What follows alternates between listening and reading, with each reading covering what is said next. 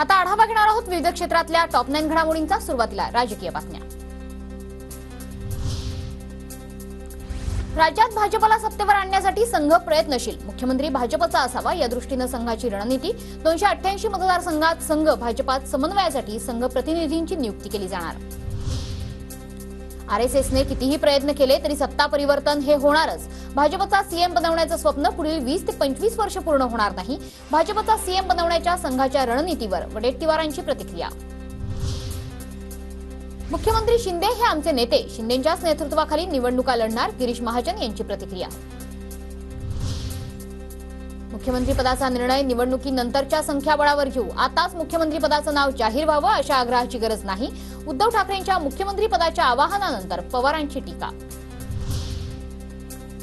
सत्तेचा गैरवापर आणि भ्रष्टाचाराचा पुरस्कार हे महायुती सरकारचं सूत्र, शरद पवारांची महायुती सरकारवर टीका। तर निवडणुकीत लोकांसमोर भ्रष्टाचार आणि दुष्परिणाम मांडणार, शरद पवार यांचं वक्तव्य।